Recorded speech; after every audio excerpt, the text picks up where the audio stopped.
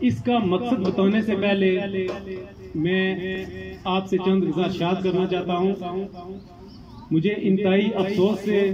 یہ کہنا پڑ رہا ہے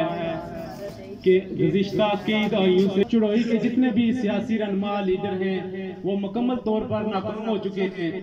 چلے جائیں تعلیم پہ آ جائیں، محکمہ تعلیم کا نظام بالکل درم برم ہے۔ ہمارے حلقہ نمبر 5 چڑوئی کے کچھ سکول ایسے بھی ابھی موجود ہیں جہاں پہ بچے چھت کے بغیر تعلیم حاصل کرنے پہ مجبور ہیں۔ تعلیم، یہ لیڈران، یہ جو لوگ ہم نے منتخب کیے ہوئے ہیں، عوام نے اپنے ووٹ کی طاقت سے منتخب کیے ہوئے ہیں، یہ وہ تعلیم کو اس لیے فروغ نہیں دے رہے کیونکہ وہ چاہتے ہیں کہ لوگوں میں شعور پیدا نہ ہو اور یہ لوگ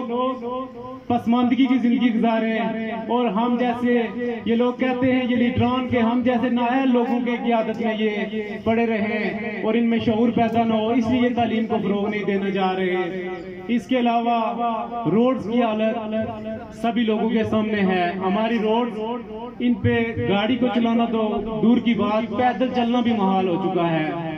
اس کے علاوہ صحت کا شعبہ لے لیں، ہماری جو 2 یونین کونسلز ہیں حلقہ 5 چڑوئی کی، ان کا بیشتر جو گاؤں ہیں وہ بارڈر لائن کے بالکل نزدیک ہیں، تو وہاں پہ صحت کی بنیادی سہولت کا بالکل فقدان ہے، ایمبولینس تک موجود نہیں ہے۔ اگر کوئی مریض جب اس کو دور دراز ہاسپٹل میں لے کے جا رہے ہوتے ہیں تو راستے میں ہی وہ اپنی جان کی بازی ہار چکا ہوتا ہے، لیکن ان حکمرانوں کو ٹس سے مس نہیں ہے۔ اس کے علاوہ رشوت ستانی ہر محکمے میں، ہمارے بزرگ جب کورٹ کچہری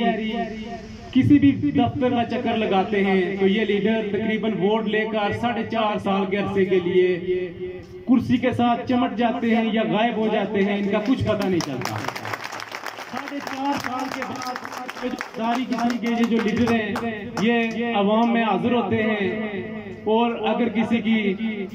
مرغی بھی بیمار ہوتی ہے تو وہاں پہ یہ پہنچ جاتے ہیں، لیکن 4.5 سال۔ اس کے علاوہ کسی شعبے میں بھی چلے جائیں، ہمارے جو یہ لیڈران ہیں انہوں نے برادریزم کو فروغ دیا۔ حلقے میں انہوں نے ایک لوگوں کے درمیان جو برادریزم کو پروموٹ کیا اور لوگوں کو آپس میں لڑوانے جھگڑانے کے علاوہ کوئی ان کی خاطر خواہ کارکردگی نہ ہے۔ اسی وجہ سے کہتے ہیں کہ جب کوئی نوجوان، باشعور نوجوان جب آگے آتے ہیں تو ملک، علاقہ، ریاست ترقی کی طرف گامزن ہو جاتے ہیں۔ تو میں نے اس سارے سسٹم، ان لیڈران کی کرپشن، بے ضابطگیوں اور یہ جو فرسودہ نظام ہے، یہ جو جاگیردارانہ نظام ہے کہ ایک حلقہ پورا ایک باپ کے ساتھ جو ہے وہ چل رہا ہوتا ہے، پھر اس کا بیٹا ہے وہ بھی کرسی کے ساتھ چمٹنے کے لیے تیار ہوتا ہے، پھر اسی طرح جو یہ موروثی سیاست کا جو انہوں نے جو نظام بنایا ہوا ہے، اس کے خلاف میں آج اس پریس کانفرنس کی وساطت سے باضابطہ حلقہ نمبر 5 چڑوئی سے آزاد امیدوار کی حیثیت سے الیکشن لڑنے کا اعلان کرتا ہوں۔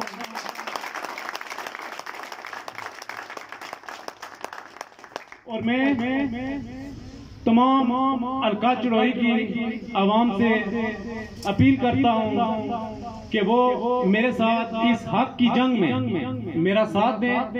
انشاءاللہ ہماری فتح ہوگی اور ہم ان کرپٹ زدہ حکمرانوں کا یہاں سے خاتمہ کریں گے،